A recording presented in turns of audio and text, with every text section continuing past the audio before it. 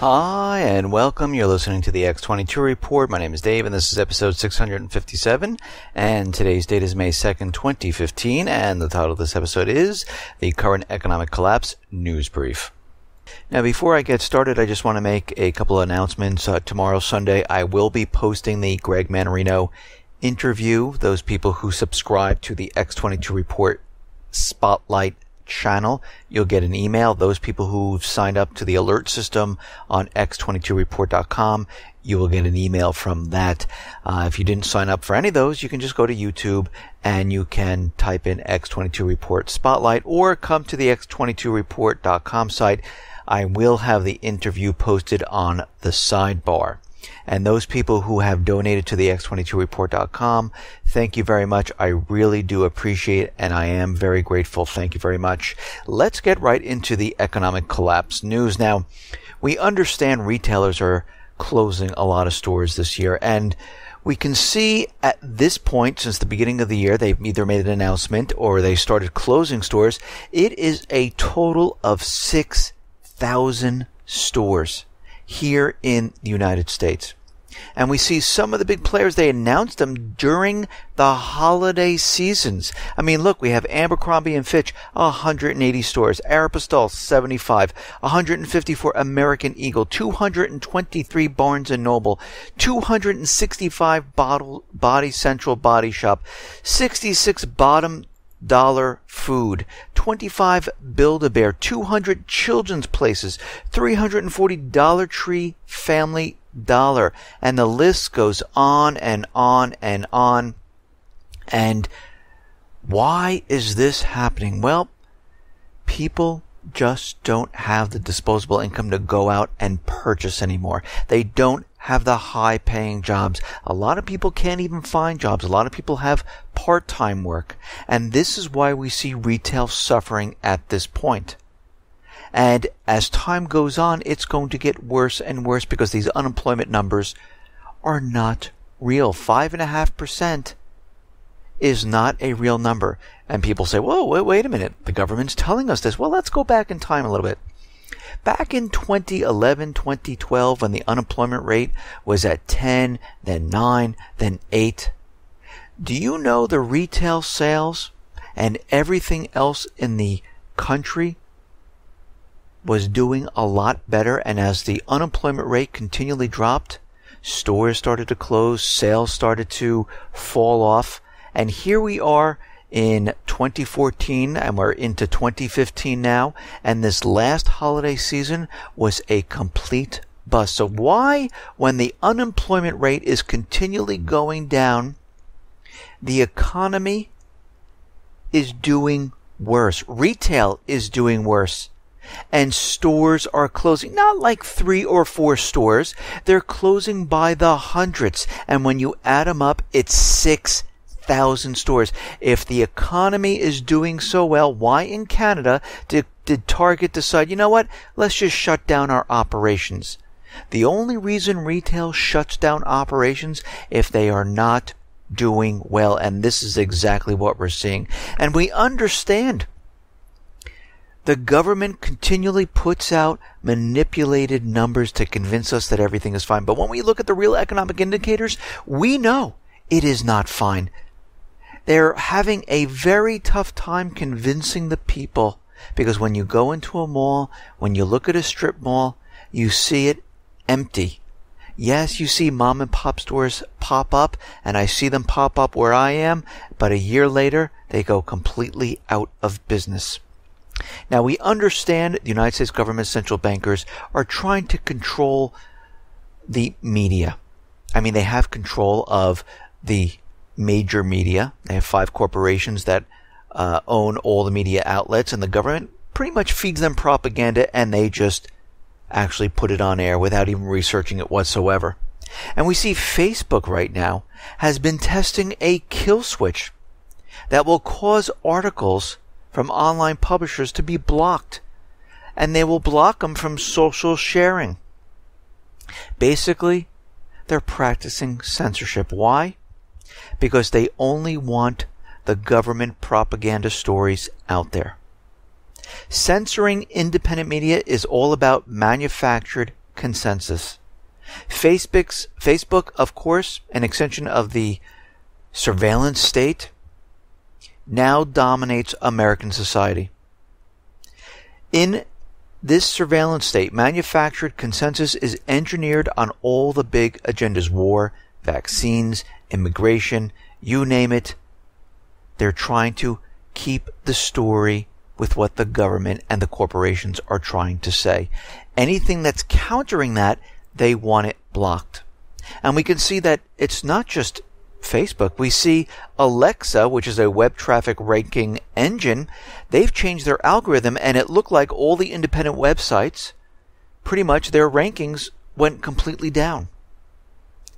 And what they're doing is they're trying to keep the government propaganda in front of the American people, and they think if they block all of this, it will work. But what we can see right now, they're having a harder and harder time doing this. It's getting very difficult to do, and as time goes on, eventually what they'll have to do is completely shut down the internet or block almost everything, just like other countries are doing now. They're saying, oh, this has to do with terrorism. They mentioned the Islamic State.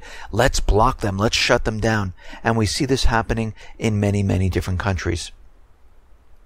Now, out in the Gulf, in the Mediterranean, I should say, we see that there was a ship where Iran came in.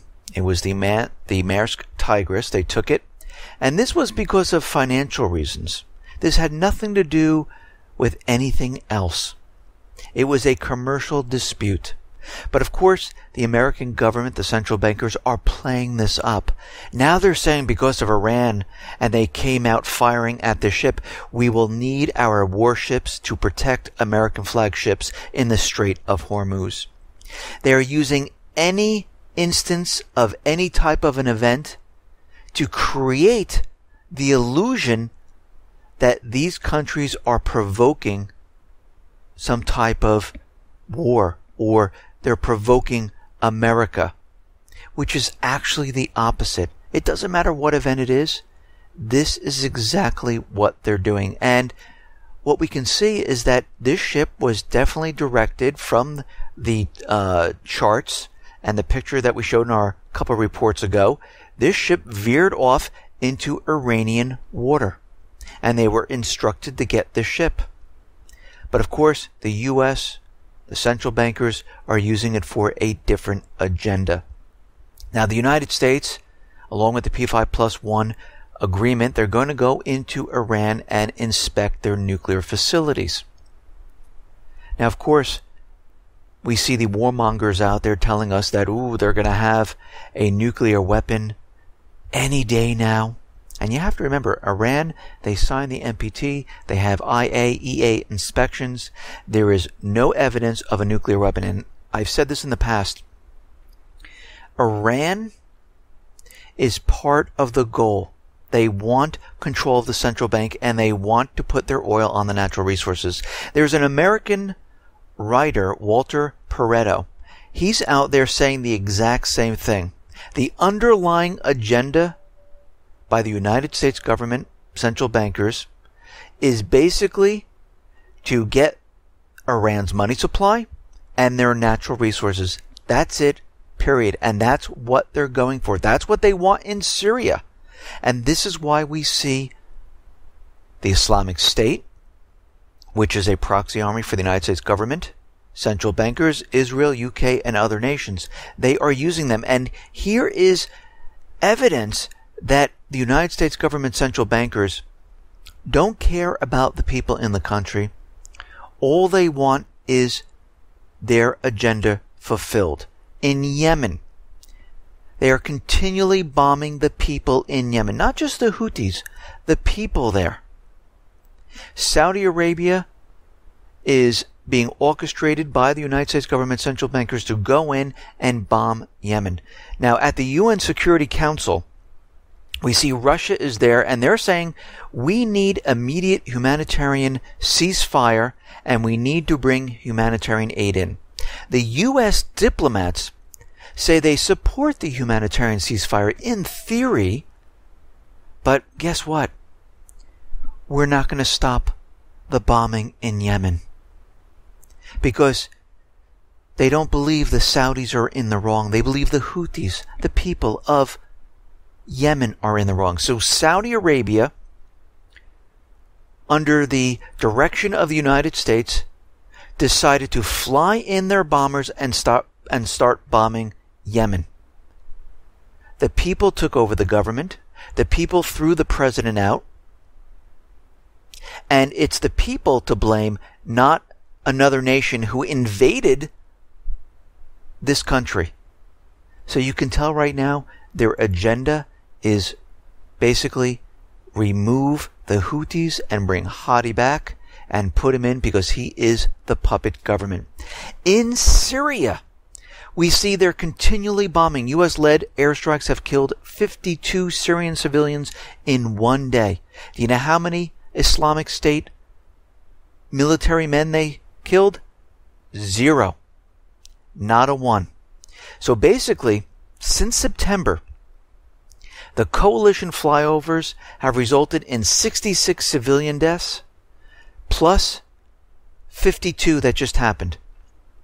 So, basically what's happening here is they're telling us that Assad is a dictator and he's tortured 50, 70, 100 people. But during this fight against the fake Islamic State, they have killed women and children, which totals 118 civilians right now. And that's just as of September. If we go back even further, the number doubles. So let's get this straight. They bomb. They don't hit any of the Islamic State. Their territory expands, and civilians die, and the infrastructure is destroyed. Who is the terrorist in this country? And I have to say, it is the United States, because we have to remember, their goal is one thing and one thing only, and that is to get Syria, remove Assad, put in a puppet government. It's the same thing that they're going to do with Iran. If they cannot get into the central bank and put their oil on the using the dollar, guess what? They will invade. But we have to remember who waits on the other side. It is Russia. It is Iran. It is China. And they will fight if they're pushed enough. Listen, everyone, thanks a lot for listening. Be well, be safe, and especially be prepared. Thanks a lot.